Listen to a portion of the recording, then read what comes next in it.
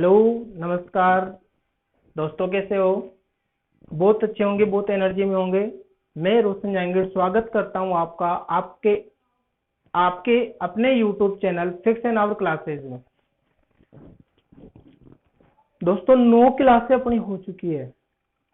Physics, NCERT, RBSE, CBSE.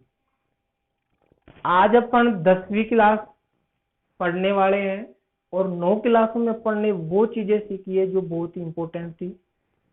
आज अपन कुछ और इम्पोर्टेंट चीज पढ़ेंगे। यहां से क्वेश्चन चांसेस बहुत ज्यादा होते हैं, रेयर केस में होते हैं, लेकिन बहुत ही ऐसे सोचा जाए तो एक इम्पोर्टेंट टॉपिक है ये। क्योंकि आज अपन इस टॉपिक में वो चीज पढ़ेंगे जिससे आगे क्वेश्चन 101% नहीं 200% क्वेश्चन आएगा।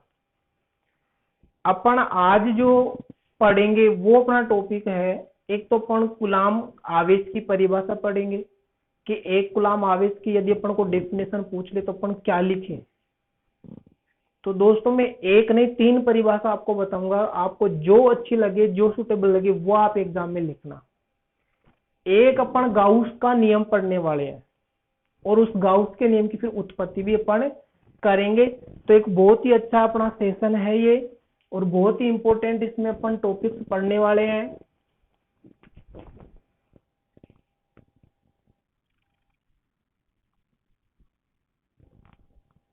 भाग कौन सा है दोस्तों? ये आज 10वां भाग है अपना। और चैप्टर अपना कौन सा चल रहा है दोस्तों? फर्स्ट चैप्टर चल रहा है अपना, जल्दी ही खत्म होगा, बहुत जल्दी इसका दी एंड होने वाला है। ठीक है, तो एक कूलाम आवेश के लिए अपन आगे बढ़ते हैं और 3 डेफिनेशन मैं आपको करवाऊंगा एक कूलाम से रिलेटेड। जो भी आपको अच्छी लगती है, जो भी आपको सुटेबल लगती है वो आप एग्जाम में लिख सकते हो। तो यहाँ पे अपन हेडिंग डाल देते हैं, एक कूलाम आवेश। ठीक है दोस्तों, एक कूलाम आवेश की जो पहली डेफिनेशन है वो देखो क्या है। स्टार्टिंग की क्लास में जब अपनी फर्स्ट क्लास की थी उसमें अपन ने एक सूत्र पढ़ा था। वो सूत्र, वो फॉर्मूला क्या था कि Q बराबर IT, Q बराबर IT, यानी कि आवेश बराबर धारा गुणा समय, Q बराबर IT। तो इस Q बराबर IT से अपन एक डेफिनेशन बनाएंगे, बहुत ही धमाकेदार, बहुत ही मजे वाली डेफिनेशन है। सुनो, मेरे को इसका मान 1 लाना है। तो दोस्तों इसका मान 1 कब आ सकता है? जब अपन 1 को 1 से गुणा करेंगे। जब अपन 1 को 1 से गुणा करेंगे तो 1 ही अपने पास आएगा, सीधी सी बात है, पंगा ही नहीं है इसमें। तो यहाँ पे इसका मान 1 कूलाम आ जाएगा। कब आ जाएगा? जब इसका मान 1 एम्पियर और इसका मान 1 सेकंड होगा। 1 एम्पियर धारा और 1 सेकंड समय, दोनों को अपन गुणा करते हैं तो कितना होता है? 1 कूलाम। अर्थात अपन बोल सकते हैं, यहां से इसको अपन इस टाइप से लिख सकते हैं, 1 कूलाम इक्वल्स टू 1 गुणा 1 एम्पियर गुणा सेकंड। परिभाषा क्या हो जाएगी? धारा कहां पे प्रवाहित होती है? परिपथ में। और प्रवाहित होने में क्या लगता है? समय। कि जब किसी विद्युत परिपथ में, पहली परिभाषा अपन बोल रहे हैं, जब किसी विद्युत परिपथ में 1 एम्पियर धारा 1 सेकंड समय के लिए प्रवाहित की जाए, जब किसी विद्युत परिपथ में 1 एम्पियर धारा 1 सेकंड समय के लिए प्रवाहित की जाए तो परिपथ में आवेश का मान 1 कूलाम होता है। परिपथ में आवेश का मान कितना होता है दोस्तों? 1 कूलाम। 1 एम्पियर धारा 1 सेकंड समय के लिए प्रवाहित की जाए तो परिपथ में आवेश का मान कितना होता है? 1 कूलाम। बहुत ही प्यारी डेफिनेशन थी, बहुत ही अच्छी डेफिनेशन थी, समझ में आपको आ गई होगी उम्मीद करता हूं। दूसरी परिभाषा अपन इसके देखते हैं। एक डेफिनेशन अपन ने की है बहुत ही अच्छे तरीके से, दूसरी अपन इसके डेफिनेशन देखना जा रहे हैं। दूसरी परिभाषा क्या है? 3 परिभाषा बताऊंगा दोस्तों, जो अच्छी लगे वो आप रखना। अपन ने एक सूत्र पढ़ा था Q बराबर NE, आवेश के क्वांटमीकरण से। आवेश का जो क्वांटमीकरण था कि इलेक्ट्रॉन के आवेश का पूर्ण गुणज होता है, वहां से भी अपन ने एक फॉर्मूला पढ़ा था Q बराबर NE। तो Q बराबर NE से भी अपन आंसर निकाल सकते हैं। कैसे? अपन को इस Q का मान 1 कूलाम लाना है, बिल्कुल लाना है, और E का मान अपने पास होता है 1.6 × 10⁻⁻19। तो देखो यहां से मैं यदि इस E को अपॉन में भेज दूं तो क्या बनेगा, ये Q/E बराबर N, कुछ इस टाइप से होगा। तो यहां से अपन रखेंगे N बराबर, इस Q का मान तो अपन ने 1 रख दिया, 1 कूलाम, और E का मान अपने पास होता है ये 1.6 × 10⁻⁻19 कूलाम, और ये 1 कूलाम है, कूलाम से कूलाम कैंसिल आउट हो गया, 10⁻⁻19 को पर भेज दिया अपन ने, तो N बराबर हो गया 1/1.6 × 10⁻+19 हो गया। इस पॉइंट को हटाएंगे अपन तो यहाँ पे एक 0 लग जाएगा, 10 हो गए, 10 में भाग जाएगा नहीं 16 का, बिल्कुल ही नहीं जाएगा। तो अपन क्या करेंगे, एक 0 इसमें से निकाल कर यहाँ पे लगा देंगे, यहाँ पे 19 के जगह कितने 0 बचेंगे, 18 0, और यहाँ पे हो जाएगा 100, तो 100/16 गुणा 10⁻18। 100 में 16 का भाग बहुत ही अच्छे तरीके से जाता है, तो N बराबर 16 एकम 16, 16 दूआ 32, 16, तो 16 का भाग इसमें बोलते जाओ तो लगभग 6 बार जाएगा, 96 हो जाएगा। कितने बच गए दोस्तों, 4 बच गए, 96 और 100 में 4 बच गए। 4 में 16 का भाग जाएगा नहीं, अपन यहाँ पे पॉइंट लगा देंगे, कितने हो जाएंगे, 40 हो जाएंगे। वो 40 में 16 का भाग 2 बार जाएगा, 32 2 बार, कितने बच गए, 8 बच गए। 40 और 32 में 8 बच गए, 8 में 16 का भाग जाएगा नहीं, तो अपन एक 0 अपनी तरफ से लगा देंगे, कितना हो जाएगा, 80। 80 में 16 का भाग देंगे, 5 बार जाएगा, गुणा 10 की घात कितनी बची, बराबर में 18। तो कितने आया अपने पास आंसर है, इनका मान 6.25 × 10⁻18। ये जो आया ये संख्या आई है, संख्या किसकी, इलेक्ट्रॉनों की। किसकी संख्या आई है मेरे प्यारे दोस्तों, इलेक्ट्रॉनों की संख्या आई है। तो इसका मतलब क्या है कि जब किसी वस्तु में, किसी पदार्थ में, किसी एलिमेंट में इलेक्ट्रॉनों की संख्या 6.25 × 10⁻18 हो तो वस्तु पर आवेश का मान 1 कूलाम होता है। यानी कि जो पहली परिभाषा थी वो परिपथ पे थी, विद्युत परिपथ पे। दूसरी परिभाषा अपन पदार्थ के आधार पर बना रहे हैं कि यदि किसी पदार्थ में इलेक्ट्रॉनों की संख्या 6.25 × 10⁻18 हो तो वस्तु पर, पदार्थ पर या एलिमेंट पर आवेश का मान 1 कूलाम होता है। तो उम्मीद करता हूं दूसरी परिभाषा भी आपको बहुत ही अच्छी तरीके से समझ में आई होगी कि 1 कूलाम आवेश की परिभाषा अपन दूसरी तरीके से कैसे लिख सकते हैं, इलेक्ट्रॉन की संख्या के आधार पर। पहली परिभाषा थी धारा और समय के आधार पर, दूसरी परिभाषा अपन इलेक्ट्रॉनों की संख्या के आधार पर बना ली है। चलो तीसरी परिभाषा की अपन बात करते हैं, जो बहुत ही अपने आप में इंपॉर्टेंट डेफिनेशन बन जाती है। उम्मीद करता हूं दोस्तों आपको समझ में आ रहा होगा, और आप इसको जरूर शेयर करोगे अपने दोस्तों के साथ, अपने ग्रुप में, अपने रिलेटिव के साथ, अपने दूर दराज के रिश्तेदारों के साथ, जिनके बच्चे जो आपके भाई बहन लगते हैं, उनको आप जरूर सपोर्ट करोगे, ताकि अपन क्लास ले रहे हैं तो वो भी क्लास ले सके। ठीक है दोस्तों, तो शेयर करना ना भूले, चैनल को आप सब्सक्राइब कर लीजिए, आप लाइक भी करो वीडियो को, कमेंट भी आप करो, आपके कमेंट से ही एनर्जी मिलती है। चलो तीसरी परिभाषा की मैं आपको स्टेटमेंट समझाता हूं क्या है। अपन ने एक सूत्र पढ़ा था दोस्तों, F बराबर K Q1 Q2/R²। कूलाम का नियम है ये, जिसको अपन कूलाम बल भी बोलते हैं।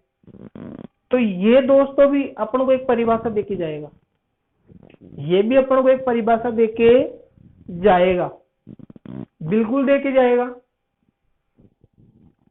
अब वो परिभाषा क्या है अपनी, तो परिभाषा ये है कि अपन को आवेश का मान 1 कूलाम लाना है, अर्थात Q1 बराबर Q2 बराबर 1 कूलाम ही तो लाना है। तो इन दोनों का मान तो 1 कूलाम हो जाएगा। और अपन इस दूरी को भी क्या कर देते हैं, 1 मीटर कर देते हैं। दूरी को भी अपन क्या कर देते हैं, 1 मीटर कर देते हैं। ठीक है दोस्तों। और यहाँ पे के का मान अपन को पता ही है, 9 गुणा 10 की घात 9। अब ये सारी वैल्यू अपन यहाँ पे पुट करते हैं तो क्या आता है अपने पास, F बराबर 9 गुणा 10 की घात 9 इंटू 1 गुणा 1 बटा 1 का स्क्वायर। तो F बराबर 1 को 1 से गुणा करेंगे 1 करे आ जाएगा, 1 का स्क्वायर 1 ही होता है, सारा मिला के क्या बचेगा 9 गुणा 10 की घात 9। ये F है तो मात्र क्या लगेगा, न्यूटन। तीसरी परिभाषा दोस्तों बल के आधार पर बन रही है कि जब दो आवेशों के मध्य की दूरी 1 मीटर या निर्वात में 1 मीटर दूरी पर रखे आवेशों के मध्य यदि लगने वाला बल 9 गुणा 10 की घात 9 न्यूटन हो, यदि निर्वात में दो आवेशों के मध्य या 1 मीटर दूरी पर रखे हुए आवेशों के मध्य लगने वाला बल 9 गुणा 10 की घात 9 न्यूटन हो, तो आवेशों का मान 1 कूलाम होता है।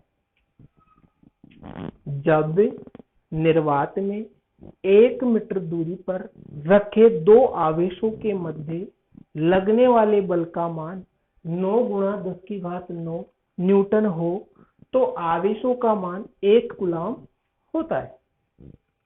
तो उम्मीद करता हूं आपको बहुत ही अच्छे तरीके से ये चीज समझ में आई होगी और आप इसको बार बार देखोगे तो और अच्छे से याद हो जाएगी।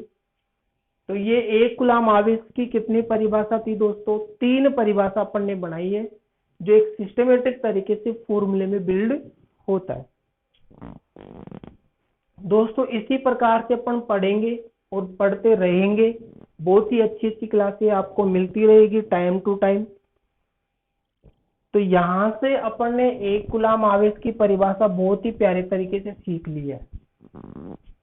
एक बार मैं वापस से तीनों सूत्रों को लिख देता हूं ताकि आपको एक बार और अच्छे से पता चल जाए कि कौन से सूत्र से क्या बना था।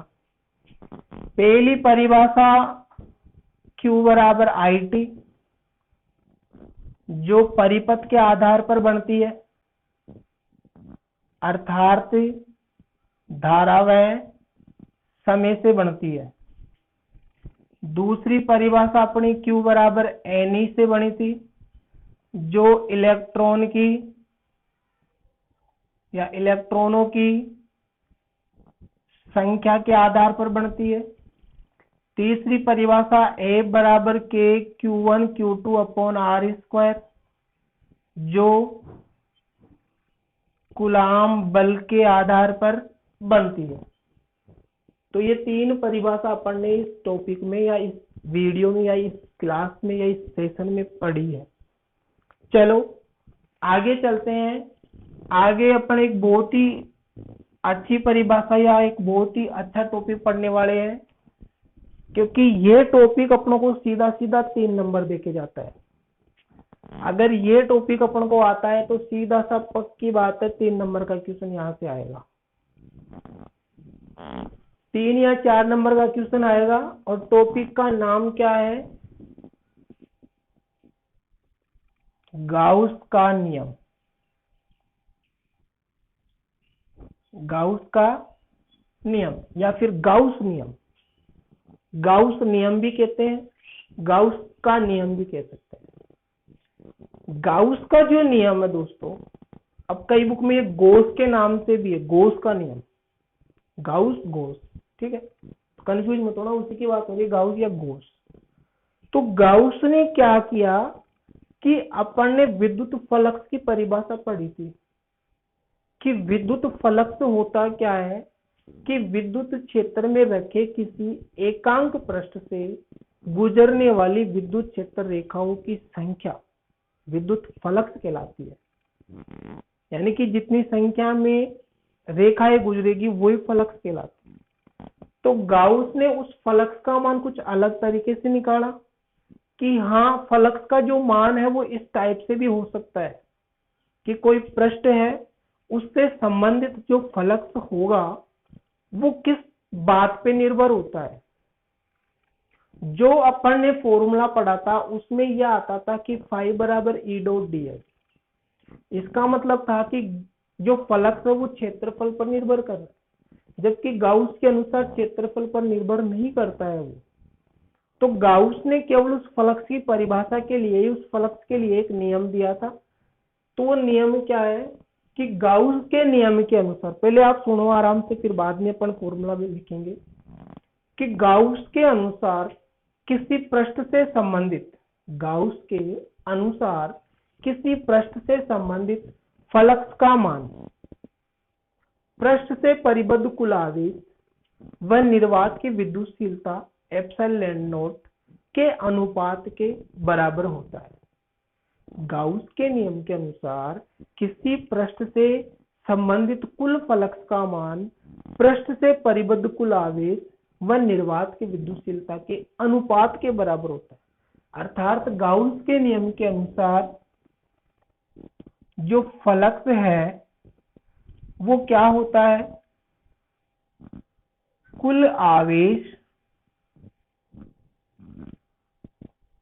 पृष्ठ से परिबद्ध, परिबद्ध यानी संबंधित, बटा निर्वात की विद्युतशीलता, इन दोनों के अनुपात को क्या कहते हैं, फलक्स कहते हैं। अर्थात फलक्स को दर्शाए थे अपन फाई से, तो फाई बराबर क्या हो जाएगा, Q upon epsilon not. Gauss के अकॉर्डिंग, अकॉर्डिंग टू गाउस ये फॉर्मूला बनता है कि फाई बराबर क्यू अपॉन एप्सिलॉन नॉट। ये एक फलक्स की क्या है, परिभाषा है। उम्मीद करता हूं आपको ये चीज समझ में आई होगी। अब क्या गाउस का नियम सही है या गलत है, ये चेक करने वाली बात है।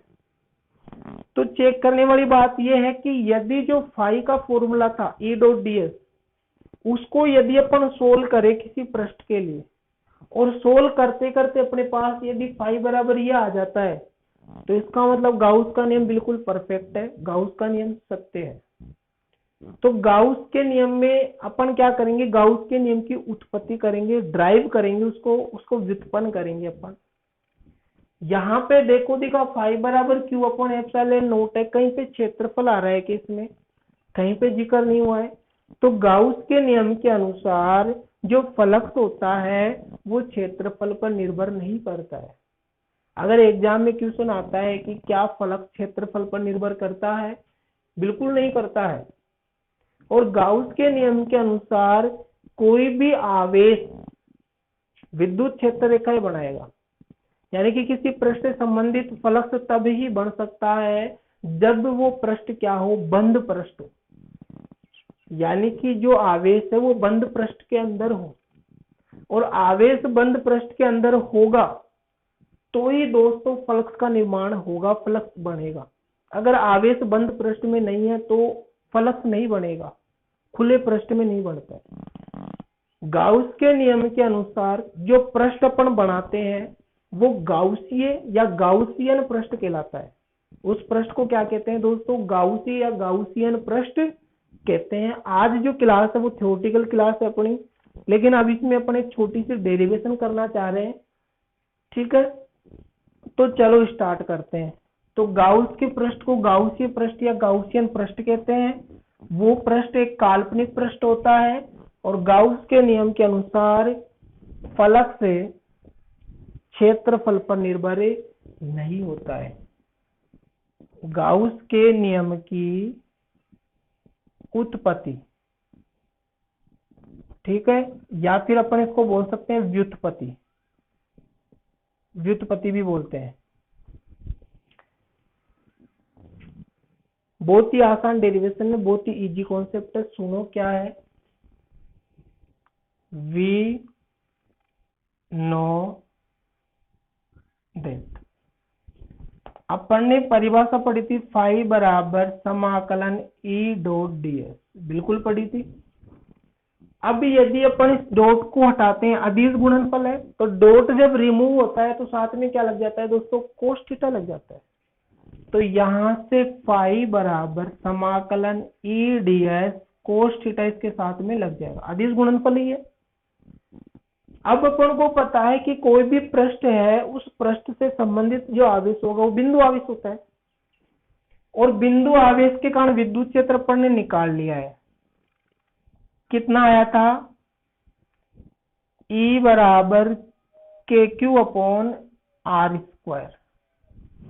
ये अपन वी नो डेट में लगाएंगे भाई, अपन जानते हैं कि E बराबर के क्यू अपॉन आर स्क्वायर, ये आया था बिंदु आवेश का। तो इस E की जगह अपन ये वैल्यू पुट कर सकते हैं, तो फाई बराबर क्या हो जाएगा, समाकलन के q upon r square ds cos theta. ठीक है दोस्तों, अब इसको थोड़ा सा अपन अरेंज करेंगे, इसको थोड़ा अपन सिस्टमेटिक तरीके में लेके जाएंगे। तो देखो क्या ये बन सकता है, फाई बराबर के क्यू को अपन ने बाहर निकाल लिया है, और अंदर समाकलन में अपने पास बचा ds cos theta upon r square. तो समाकलन ds cos theta upon r square, दोस्तों इसको बोलते हैं घन कोण या ठोस कोण। ये 11th क्लास का टॉपिक है। समाकलन ds cos theta upon r square ये घन कोण कहलाता है, ये ठोस कोण कहलाता है। तो फाई बराबर के क्यू इंटू डी ओम, यानी कि समाकलन ds cos theta upon r square equal to होता है डी ओम। क्या होता है, डी ओम। और ये जो डी ओम है ये क्या है दोस्तों, ये घन कोण है। कौन सा कोण है, घन कोण या ठोस कोण। तो फाई बराबर के क्यू इंटू 4 पाई, ये जो डी ओम है इसकी वैल्यू एक ठोस गोले के लिए 4 पाई प्राप्त हुई।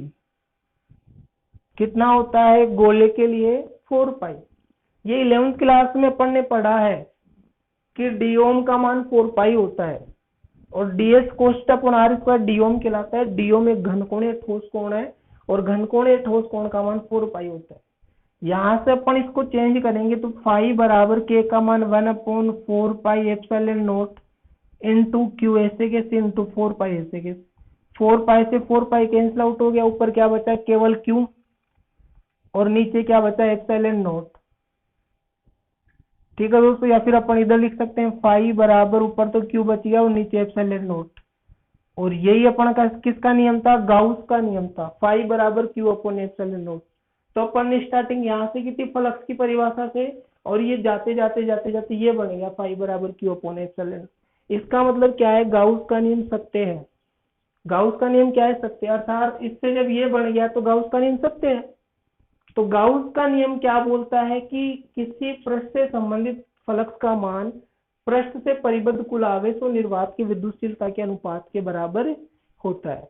और विद्युत क्षेत्र रेखाओं के आधार पर क्या है कि किसी विद्युत क्षेत्र में रखे एकांक पृष्ठ के लंबवत गुजरने वाली विद्युत क्षेत्र रेखाओं की संख्या क्या कहलाती है, फ्लक्स कहलाती है। तो उम्मीद करता हूं दोनों परिभाषा आपको समझ में आ गई होगी, और ये जो गाउस का नियम है ये तो आपको और भी अच्छे तरीके से समझ में आ गया होगा। ठीक है दोस्तों, तो गाउस का नियम एक बहुत ही इंपॉर्टेंट थिंक है, बहुत ही इंपॉर्टेंट चीज है। इसमें डायरेक्ट क्षेत्रफल का कोई उच्चारण नहीं होता है।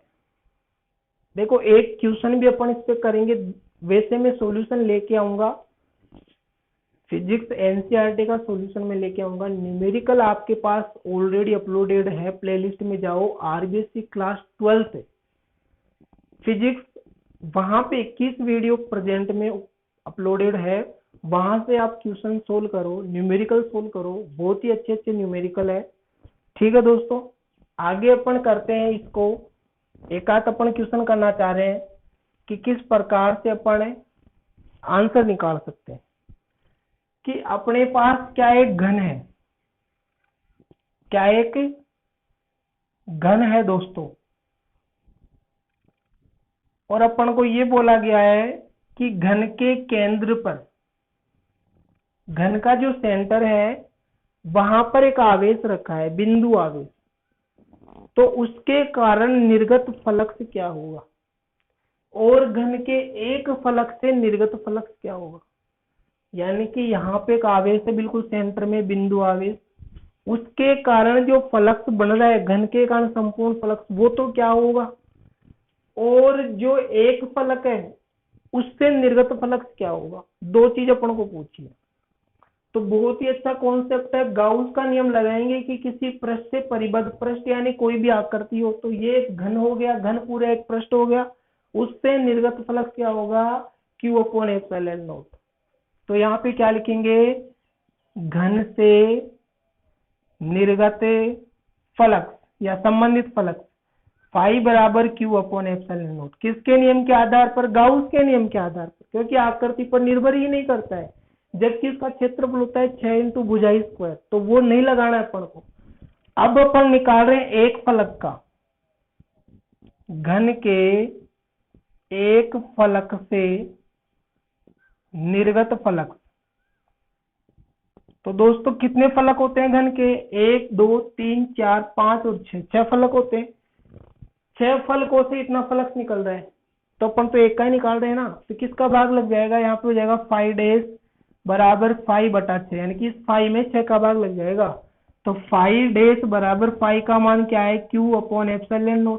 इसमें भाग किसका दे रहे हैं, 6 का, तो Q/6ε0 इसका क्या हो जाएगा, आंसर हो जाएगा। तो इस प्रकार से ये क्षेत्रफल पर निर्भर नहीं होता है, केवल आकृति पर निर्भर होता है। आकृति कैसे वर्क कर रही है उसके अकॉर्डिंग आप सोल्व करो। ठीक है दोस्तों, तो उम्मीद करता हूं आज की क्लास आपको बहुत ही प्यारे तरीके से समझ में आई होगी। बहुत ही अच्छा कॉन्सेप्ट अपना था, तो आप इसको शेयर करो, ज्यादा से ज्यादा शेयर करो, क्योंकि एक कूलम आवेश और गाउस का नियम उसकी उत्पत्ति, आज अपन ने 3 टॉपिक इसमें पढ़े। आगे जो अपनी क्लास होगी उसमें अपन गाउस के नियम के अनुप्रयोग करेंगे। गाउस के नियम के अनुप्रयोग से संबंधित यह है कि अपन गाउस के नियम की सहायता से विद्युत क्षेत्र निकालेंगे।